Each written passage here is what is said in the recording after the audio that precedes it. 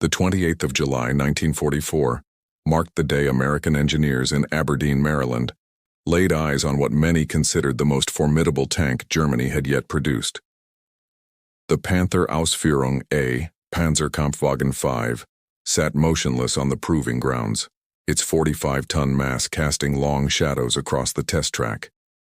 This wasn't just another captured enemy vehicle. This was the machine that had terrorized Allied tank crews from Kursk to Normandy, the technological marvel that had forced Allied command to completely rethink armored warfare. Yet within 150 kilometers of testing, American engineers would discover a fatal flaw that explained why Panther graveyards littered European roadsides, a mechanical Achilles heel that transformed Germany's most advanced tank into little more than an expensive pillbox. Lieutenant Colonel William J. Thompson stood before the assembled engineering team, his weathered hands resting on a technical manual still bearing German script. Thompson had spent 23 years in the Army's Ordnance Department, but nothing in his experience prepared him for the complexity before him. The Panther had been shipped from the Normandy beachhead after its crew abandoned it during the retreat from St. Lo. Unlike tanks destroyed in combat, this specimen arrived relatively intact, offering a rare opportunity to examine German engineering philosophy under controlled conditions. Major Robert Henderson, chief of Aberdeen's Armor Testing Division, circled the vehicle with the scrutiny of a jeweler examining a suspicious diamond. The Panther's sloped armor impressed him immediately. The glacis plate angled at 55 degrees meant American 75mm shells would ricochet harmlessly. Henderson had read intelligence reports claiming the Panther's frontal armor could defeat even the British 17-pounder at combat ranges. Now, studying the vehicle in Maryland's summer heat, he understood why American tank crews called encounters with Panthers a one-way conversation. The engineering team comprised 14 specialists pulled from universities and private industry. Dr. Frederick Morrison, formerly of General Motors Research Division, focused on the Maybach HL 230 P30 engine. Captain James Whitmore examined the transmission and gearbox. Sergeant First Class Michael O'Brien, who'd maintained Sherman tanks in North Africa, studied the suspension with particular interest. Each man brought expertise, but all shared one question: how did Germany produce such advanced armor while losing the industrial war? As referenced in the Aberdeen Proving Ground Technical Report filed under Project Number 4873, the captured Panther represented the Ausführung A variant, distinguishing it from earlier models by its cupola design and modified hull configuration. The vehicle mounted the 7.5-centimeter KWK-42 L-70 gun, a weapon capable of penetrating 138 millimeters of armor at 1,000 meters. Specifications that made Allied tankers' blood run cold. Thompson ordered the first inspection on the 29th of July. Engineers swarmed over the Panther, measuring, photographing, documenting every weld and rivet. Morrison discovered the Maybach engine produced 700 horsepower, impressive for 1944, but noted the complexity with concern. 35,000 individual parts in the engine alone, he muttered, sketching component arrangements in his notebook. The maintenance hours must be staggering. Whitmore's examination of the transmission revealed even greater complexity. The AK-7200 gearbox utilized a double-radius steering system that impressed him with its sophistication and troubled him with its fragility. 7 forward gears and 1 reverse allowed impressive speed for such a heavy vehicle, but the mechanical intricacy suggested maintenance nightmares. Most concerning were the final drives, the reduction gears connecting transmission to track drive sprockets. These components bore signs of stress even before testing began. The 1st of August brought the Panther to life. After 3 days of preparation, mechanics coaxed the Maybach engine into a rumbling idle that vibrated through the proving ground's concrete floors. The sound differed markedly from American engines, deeper, more aggressive, almost predatory. Engineers gathered around instrument panels, monitoring oil pressure, coolant temperature, and electrical systems as the engine warmed. Morrison stood at the engine deck watching heat shimmer above the exhaust outlets. "Start temperature stabilization achieved in 12 minutes, he called out, checking his stopwatch. "The Sherman manages it in 7. That's fuel we can't spare and time crews won't have in combat conditions."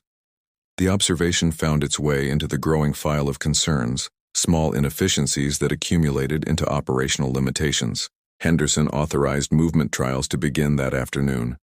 Captain Thomas Bradley, Aberdeen's senior test driver, climbed into the commander's position. Bradley had driven everything from light tanks to prototype heavy armor, but the Panther's fighting compartment felt different. Cramped despite the tank's size, visibility limited despite clever periscope arrangements, and ergonomically puzzling, German designers had prioritized protection and firepower over crew comfort. The Panther lurched forward, tracks grinding against test course asphalt. Bradley worked through the gears, noting the steering system's responsiveness. The tank handled better than he expected, turning with a precision impossible in the Sherman. But something felt wrong in the transmission. A vibration, subtle but persistent, transmitted through the controls. Bradley completed a 5-kilometer circuit and shut down immediately. "Get Whitmore," Bradley told the ground crew. "Something's binding in the drivetrain." Whitmore's inspection revealed the problem's source. The final drives were already showing wear. After just 5 kilometers. The reduction gears, designed to manage the torque from 700 horsepower distributed across 45 tons, were operating at their engineering limits. Whitmore requested permission to disassemble the starboard final drive for examination. The disassembly consumed 2 full days. What Whitmore discovered troubled the entire engineering team. The final drive utilized a single-stage reduction system, elegant in design, but catastrophically inadequate for the stresses involved. German engineers had chosen lightweight materials to save weight, sacrificing durability for mobility. The gear teeth showed microscopic stress fractures, and bearing surfaces revealed wear patterns suggesting they wouldn't survive extended operations. "This is a fundamental design compromise," Whitmore reported to Henderson on the 4th of August. They knew this was weak. They had to know. But fixing it would have meant redesigning the entire drivetrain, delaying production, adding weight. Someone made a calculated decision to deploy a flawed system. Thompson convened the engineering team that evening in Aberdeen's main conference room. Maps of Europe covered one wall, showing Panther deployment locations. Combat reports littered the conference table, each describing abandoned Panthers with mechanical failures. The pattern was becoming clear. Germany's most advanced tank was also its most unreliable. Dr. Morrison presented his findings on the Maybach engine. "The power-to-weight ratio is impressive, but fuel consumption is horrendous. We calculated 1,500 liters per 100 kilometers under combat conditions. The Sherman uses 500. Germany's fuel situation is desperate, yet they're fielding tanks that consume 3 times more fuel than ours." Sergeant O'Brien discussed the suspension system, the innovative interleaved road wheel arrangement that provided smooth riding characteristics. "It's brilliant engineering," O'Brien admitted, "but completely impractical. Mud packs between the wheels and freezes solid in winter. Changing an inner wheel requires removing 6 outer wheels first. A simple suspension repair that takes 2 hours on a Sherman takes 16 hours on the Panther." The 10th of August marked the beginning of intensive mobility trials. Henderson designed a testing protocol that would simulate combat conditions, cross-country movement, sustained highway speeds, obstacle negotiation, and rapid directional changes. The goal was simple: determine the Panther's operational range before mechanical failure occurred. Bradley pushed the Panther through 20 kilometers of varying terrain that first day. The tank performed admirably across open ground, achieving speeds approaching 55 kilometers per hour on straightaways. The 70-millimeter side armor and sloped glacis deflected every test projectile fired against it. From a purely engineering perspective, the Panther demonstrated why German design frightened Allied commanders. But the vibrations in the drivetrain intensified with each kilometer. By day's end, a metallic grinding accompanied every gear change. Whitmore and his team disassembled the starboard final drive again that night, documenting progressive deterioration. The gear teeth now showed visible wear, bearing surfaces had begun to deform, and lubricant samples contained metallic particles indicating catastrophic failure was imminent. At this rate, Whitmore calculated, complete final drive failure will occur around 150 kilometers, maybe less if we continue aggressive maneuvering. Henderson made a critical decision. They would push testing until failure occurred. Aberdeen needed empirical data, not estimates. Intelligence suggested Panthers were being abandoned across France due to mechanical breakdowns, but hard numbers would prove invaluable for planning future operations. If the Panther couldn't sustain combat operations, that knowledge was worth a ruined transmission. The 15th of August brought unseasonably hot weather to Maryland. Bradley began the day's testing at dawn, hoping to complete 50 kilometers before afternoon heat stressed the Maybach engine further. The Panther had now accumulated 73 kilometers on its odometer, already more than many Panthers traveled before abandonment in France. Morrison monitored engine performance throughout the trial, noting increasing oil consumption and rising operating temperatures. The Maybach was designed for European climates. Maryland's summer heat pushed cooling systems beyond specification.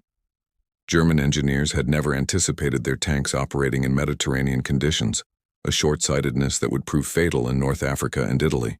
The Panther negotiated Aberdeen's obstacle course with impressive capability. The wide tracks distributed weight effectively, preventing the bogging that plagued heavier American designs. The interleaved suspension absorbed impacts smoothly, allowing the gun to remain relatively stable even across rough terrain. Bradley found himself grudgingly impressed, despite the mechanical problems. If they could have made it reliable, Bradley told Henderson during a refueling stop, this would be the best tank in the world, bar none. Whitmore's team performed inspections every 25 kilometers now. The final drives were deteriorating faster than predicted. Stress fractures had propagated through multiple gear teeth. The starboard drive was worse than the port, but both were approaching failure. Whitmore estimated less than 80 kilometers remained before catastrophic breakdown. Lieutenant Colonel Thompson reviewed the data with growing fascination. The Panther represented everything Germany had done right, and wrong, with armored warfare. Superior firepower and protection married to inadequate mechanical reliability. Sophisticated engineering undermined by material shortages and rushed production. The tank embodied Nazi Germany's broader strategic failure, tactical excellence married to strategic impossibility. On the 16th of August, with the odometer reading 142 kilometers, the Panther's fate was sealed. Bradley was negotiating a moderate grade when the starboard final drive emitted a sound like a rifle shot. The tank lurched violently right as the starboard track locked. Bradley engaged the brake immediately, preventing the Panther from leaving the test course. Whitmore didn't need to disassemble the final drive to diagnose the failure. Metal fragments scattered across the proving ground told the story. The reduction gear had shattered completely, destroying bearings and seizing the drive shaft. The portside final drive, inspected immediately, showed identical stress patterns. It would have failed within another 10 to 20 kilometers, 142 kilometers, less than 90 miles, a distance American tanks covered routinely without maintenance beyond refueling. The 17th of August found Whitmore's team dissecting the failed final drive with surgical precision. The starboard unit lay disassembled across Aberdeen's main maintenance bay, each component tagged and photographed. What emerged was a case study in engineering compromises taken too far. The reduction gear, manufactured from medium carbon steel rather than the superior alloy steel used in American designs, had fractured along grain boundaries. Metallurgical analysis revealed inadequate heat treatment, likely a consequence of Germany's strategic material shortages. By 1944, the Reich's access to molybdenum, tungsten, and other hardening elements had been severely restricted by Allied bombing and territorial losses. Dr. Edward Sullivan, a metallurgist borrowed from MIT, examined the failed components under microscopy. This steel would be adequate for a vehicle weighing 30 tons, Sullivan reported, but 45 tons, with 700 horsepower, across combat terrain? The material science simply doesn't support it. Every time this tank turned, accelerated, or crossed rough ground, these gears experienced stress beyond their engineering limits. Morrison's investigation of the engine revealed similar compromises. The Maybach HL 230P30 was a masterpiece of compact design, extracting enormous power from a relatively small displacement. But the engineering margins were razor thin. Operating temperatures ran consistently higher than American engines. Tolerances were tighter, requiring more precise manufacturing and more frequent maintenance. The complexity meant trained mechanics needed 3 times longer to perform basic services compared to Sherman maintenance. It's an engineer's engine, Morrison concluded, designed for ideal conditions by men who'd never served in a line unit. Beautiful on paper, impractical in reality. Captain Whitmore completed his analysis on the 20th of August. His report, which would become required reading at armor schools for decades, identified the fatal flaw clearly. The Panther's final drives were designed to a peacetime standard. German engineers had calculated stress loads based on road marches and training exercises, not combat operations. The single-stage reduction system worked adequately under controlled conditions, but failed catastrophically under combat stresses. Henderson convened the team for a final briefing on the 22nd of August. Every engineer contributed findings, building a comprehensive picture of German armor's strengths and fatal weaknesses. The Panther mounted the finest tank gun in the world, on a platform that couldn't reliably deliver it to battle. Lieutenant Colonel Thompson synthesized the data for his report to Ordnance Department headquarters. The Panther represented sophisticated engineering undermined by industrial reality. Germany lacked the materials, manufacturing capacity, and, critically, the fuel to operate such complex vehicles effectively. The Reich had designed a tank for a war it could win quickly. 1944's grinding attritional warfare exposed every compromise built into the design. Intelligence reports suggest Germany is losing more Panthers to mechanical failure than enemy action, Thompson wrote. Our testing validates these reports. The final drive failure we documented would occur routinely under combat conditions. Panthers break down faster than German industry can replace them, and faster than German mechanics can repair them. The implications extended beyond the Panther. Intelligence indicated Germany was developing even heavier tanks, the Tiger II, the Jagd Panther. If German engineers couldn't solve reliability problems in a 45-ton vehicle, what hope existed for 60-ton monsters? The more sophisticated German armor became, the less operationally relevant it would be. Sergeant O'Brien, the practical tanker among theoreticians, summarized it perfectly. Give me 3 Shermans over 1 Panther. The Sherman I can fix with a hammer and spare parts. The Panther needs a machine shop and engineers. In combat, simple beats sophisticated every time. The captured Panther sat immobile on the proving ground. Its test career ended after 142 kilometers. Aberdeen engineers had validated what Allied intelligence suspected, and German logistics officers knew with certainty. The Panther was a mechanical time bomb, destined to fail regardless of crew skill or battlefield circumstances. Germany's most advanced tank was strategically irrelevant because it couldn't reach the battlefield reliably. The 28th of August brought a delegation from Detroit.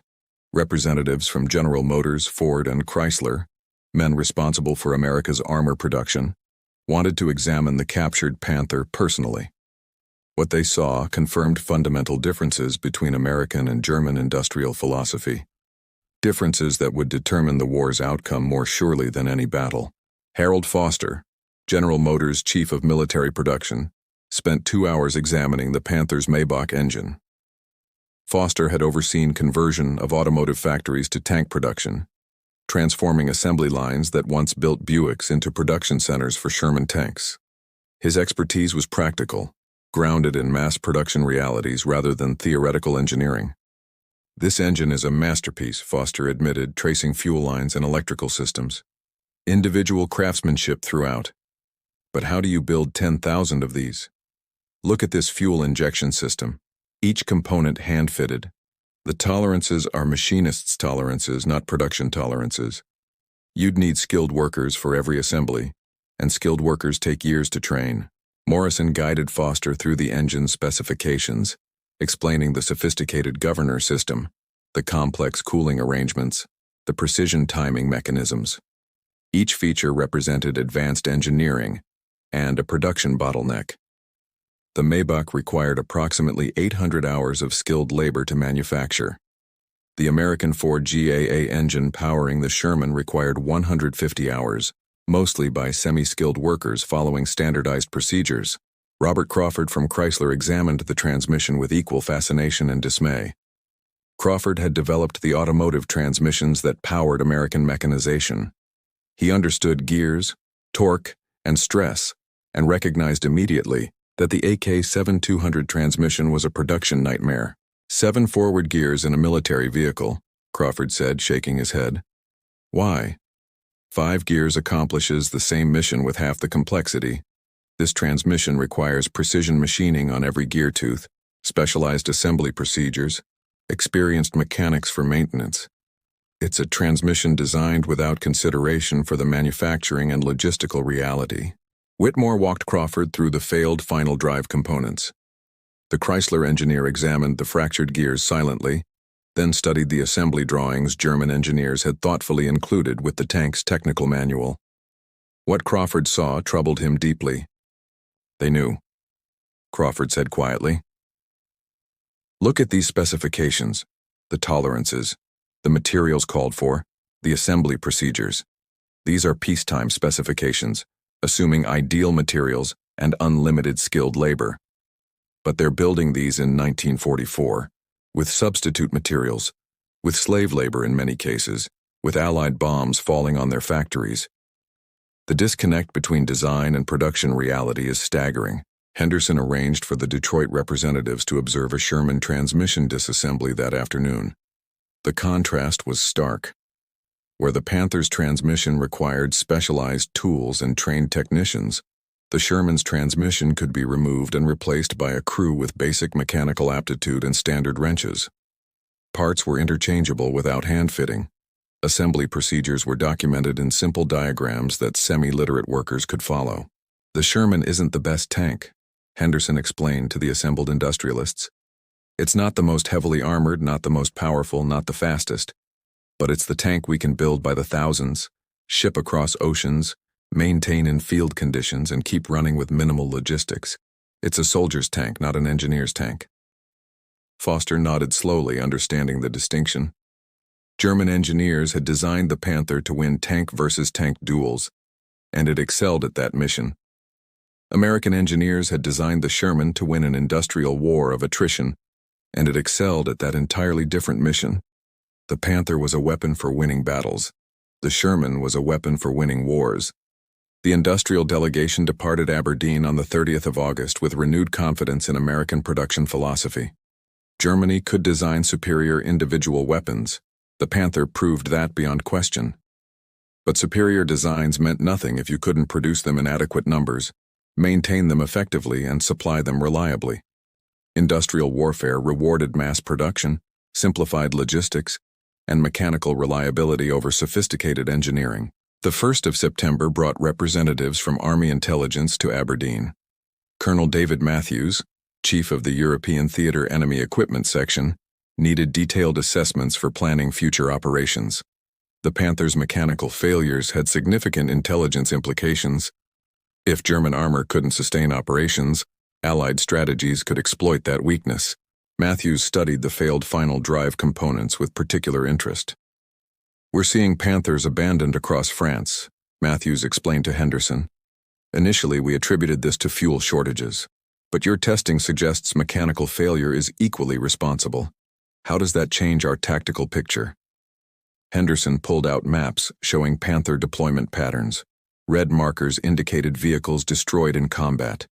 Blue markers showed vehicles abandoned due to mechanical issues or fuel exhaustion. The blue markers outnumbered red ones by approximately 3-1. The Panther is operationally unreliable, Henderson stated flatly. German crews know it. That knowledge affects morale, tactical decisions, and strategic planning. A tank commander who doesn't trust his vehicle's reliability fights defensively, avoids aggressive maneuvers, preserves mechanical components instead of pressing advantages. Captain William Foster, an intelligence analyst who'd interrogated captured German tankers, confirmed this assessment. Prisoners consistently mention mechanical anxiety, Foster reported. Panther crews perform constant inspections, limit aggressive maneuvers, and obsess over minor mechanical noises. Compare that to Sherman crews who treat their tanks like farm tractors, reliable tools to be driven hard without constant worry. The psychological dimension fascinated Matthews. German propaganda portrayed the Panther as invincible, the Wunderwaffe that would reverse the tide of war. German tankers knew better. They understood their sophisticated machines were fragile, requiring constant maintenance and careful handling. That knowledge created cognitive dissonance. Pride in commanding advanced technology, mixed with frustration over constant mechanical failures. We should exploit this in our psychological operations, Matthews suggested. Leaflets targeting Panther units, emphasizing mechanical unreliability. Radio broadcasts discussing abandonment rates. Anything that reinforces the disconnect between propaganda promises and operational reality will degrade German morale. Lieutenant Colonel Thompson contributed strategic analysis. The Germans are doubling down on complexity, Thompson noted. Intelligence indicates they're producing even heavier tanks, the Tiger II, the Jagd Panther, the Jagd Tiger. Each one is more sophisticated, more powerful, and more mechanically unreliable than the last. They're pursuing a technological dead end while we're refining mass production techniques. Morrison presented fuel consumption data that stunned the intelligence officers. The Panther consumed 3 times more fuel per kilometer than the Sherman under combat conditions. Germany's fuel situation was desperate. Romanian oil fields lost, synthetic fuel production crippled by bombing. Yet Germany was fielding tanks that drank fuel like tankers drank water. They can't sustain their armor force, Morrison concluded. The mathematics are unforgiving. They don't have the fuel to operate their tanks, the materials to build replacement components, or the manufacturing capacity to produce vehicles fast enough to replace combat losses and mechanical failures. The more sophisticated their designs become, the faster they collapse under logistical impossibility.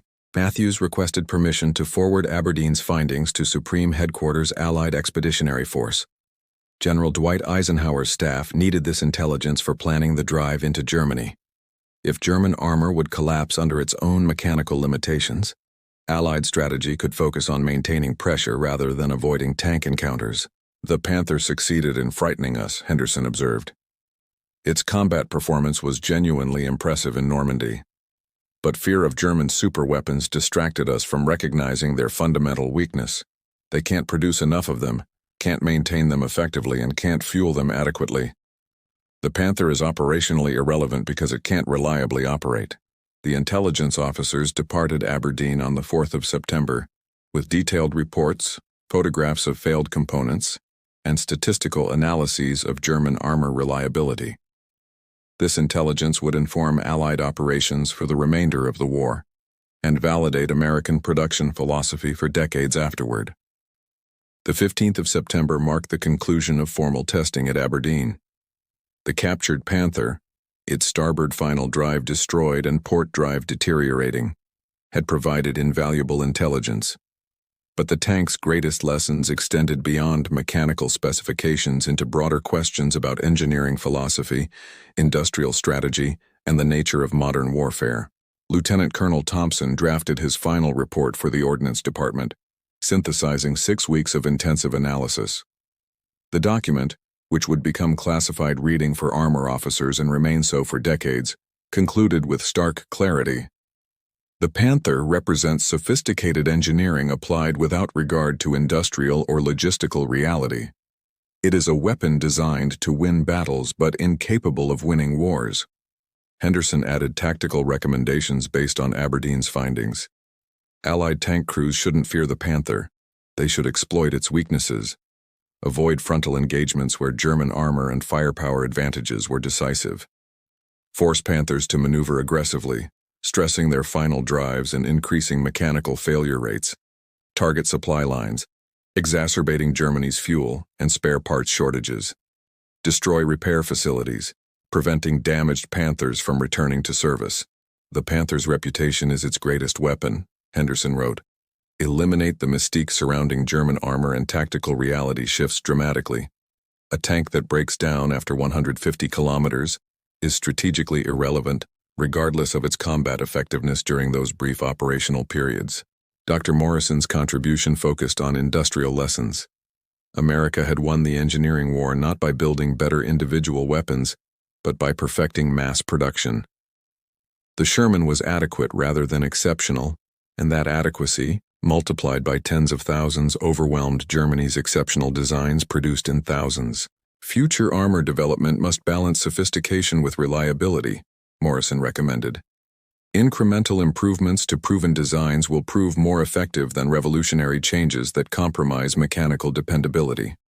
The ideal tank is the one that reaches the battlefield reliably, fights effectively, and returns for maintenance, not the sophisticated design that breaks down before engaging the enemy. Whitmore's mechanical analysis provided specific recommendations for American armor development. Avoid single-stage reduction final drives. Prioritize durability over weight savings in transmission components. Design for maintenance by average mechanics under field conditions. Test prototypes to destruction under simulated combat conditions before authorizing production. The Germans tested to engineering specifications, Whitmore observed. We must test to battlefield realities. Those are fundamentally different standards. The captured Panther remained at Aberdeen, becoming a permanent fixture at the proving ground. Engineers would reference it for decades when debating design trade-offs. The tank served as a cautionary tale. Sophistication without reliability is engineering hubris, not battlefield effectiveness. Sergeant O'Brien, the practical tanker among theoreticians, provided perhaps the most enduring observation. The best tank is the one that's there when you need it. German crews needed their Panthers and found them broken down beside the road. American crews needed their Shermans and found them ready to fight. That's the only statistic that matters. By September's end, intelligence reports confirmed Aberdeen's findings across European battlefields. Panthers littered French roadsides, abandoned due to mechanical failures, fuel exhaustion, or lack of spare parts. German mechanics, working in field conditions under Allied air attack, couldn't maintain the sophisticated machines. Replacement final drives never arrived because factories producing them were bombed, supply lines were interdicted, and transportation networks were collapsing. The Panther had become a symbol of Nazi Germany's broader strategic failure. Tactical excellence rendered irrelevant by strategic impossibility. Germany could design superior weapons but couldn't produce them in adequate numbers, maintain them effectively, or supply them reliably. The Reich was losing an industrial war while still winning tactical engagements, a paradox the Panther embodied perfectly. The 20th of October, 1944, brought the first frost to Aberdeen, Maryland. 3 months had passed since engineers first examined the captured Panther, and the final reports were ready for distribution. The tank sat where mechanics had towed it after the final drive failure, a monument to engineering ambition exceeding industrial reality. Lieutenant Colonel Thompson assembled the engineering team one final time. Each man had contributed to the most comprehensive analysis of enemy armor ever conducted by American forces. Their findings would influence tank design, tactical doctrine, and strategic planning for generations. Gentlemen, Thompson began, we were tasked with determining why German armor, allegedly superior to our own, was being abandoned across Europe. We now have our answer. The Panther is mechanically excellent in theory, but operationally inadequate in practice. 142 kilometers to catastrophic failure, that's our empirical answer. The number resonated with brutal simplicity. 142 kilometers. The distance from Normandy beaches to the first major objectives inland. The distance a tank might travel during a single day's combat operations. The distance German logistics couldn't sustain, German mechanics couldn't maintain, and German industrial philosophy couldn't overcome. Henderson distributed copies of the final report. The document ran to 237 pages, including photographs, metallurgical analyses, stress calculations, and tactical recommendations. But the executive summary could be stated in a single sentence. The Panther's final drives were inadequate for combat operations, would fail predictably under stress, and represented a fundamental design flaw that no amount of crew skill or tactical genius could overcome. Dr. Morrison's metallurgical analysis explained why German engineers had failed. Material science constrained possibilities. Germany lacked access to superior alloys that would have permitted the Panther's final drives to survive combat stresses. Substituting inferior materials while maintaining aggressive performance specifications guaranteed failure. German engineers understood this. Procurement records revealed numerous warnings about final drive inadequacy. But production pressures and strategic desperation forced deployment of flawed vehicles. They knew, Morrison stated bluntly. German engineers weren't incompetent. They were overruled. Someone decided fielding mechanically unreliable tanks was preferable to not fielding tanks at all. That decision cost Germany any chance of stabilizing the Eastern Front or preventing Allied advances in the West. Captain Whitmore's mechanical verdict was equally damning. The final drive failures weren't anomalies. They were inevitable. Every Panther ever produced carried the seeds of its own mechanical destruction. Some failed sooner, some later. But all would eventually suffer drivetrain failures under combat conditions. The question wasn't if a Panther would break down, but when. Sergeant O'Brien, returning to Sherman maintenance after 3 months studying German engineering, summarized the practical reality. I can fix a Sherman with a toolbox and determination. The Panther needs a factory. In combat, that difference is everything. The captured Panther's legacy extended far beyond Aberdeen's proving grounds. Allied intelligence incorporated the findings into operational planning. American armor designers used the analysis to validate existing approaches, prioritizing reliability over sophistication, mass production over individual excellence, maintainability over complexity. The lessons learned from 142 kilometers of testing influenced tank design through the Cold War and beyond. German engineers, interrogated after the war's end, confirmed Aberdeen's findings. They had known about final drive inadequacy, had warned superiors, had proposed solutions requiring production delays and resource reallocation. Their warnings were ignored. Political leadership demanded production numbers, not engineering excellence. The result was thousands of Panthers fielded with known mechanical flaws, sophisticated weapons that couldn't sustain combat operations. By war's end, Germany had produced approximately 6,000 Panthers. Allied intelligence estimated fewer than half ever engaged in combat. The remainder broke down during transit to the front, during training, or during initial operations. Of those that reached combat, mechanical failures exceeded combat losses by substantial margins. The Panther had become the perfect metaphor for Nazi Germany. Impressive in conception, flawed in execution, ultimately irrelevant strategically. The captured Panther at Aberdeen remained there for decades, eventually moved to the Army Ordnance Museum where millions would examine it. The tank that had terrified Allied crews in Normandy became a teaching tool, demonstrating that sophisticated engineering without industrial support was worse than useless. It consumed resources that might have been better employed elsewhere. Thompson's final report concluded with a prediction that proved prophetic. Future conflicts will be won by nations that balance technological sophistication with industrial capability. The side that fields adequate weapons reliably will defeat the side that fields superior weapons unreliably. The Panther proved this principle at the cost of Germany's strategic position, 142 kilometers. The distance that revealed everything. The distance that explained why Germany lost the war despite fielding technically superior weapons. The distance that validated American production philosophy and condemned German engineering hubris. The distance that proved, conclusively and forever, that reliability beats sophistication, mass production beats craftsmanship, and industrial might beats engineering genius. The Panther had been designed to be invincible. Aberdeen's engineers discovered it was merely inevitable, inevitably flawed, inevitably unreliable, and inevitably irrelevant to the war's outcome. That verdict, written in broken gear teeth and fractured reduction units, remained the captured Panther's enduring legacy.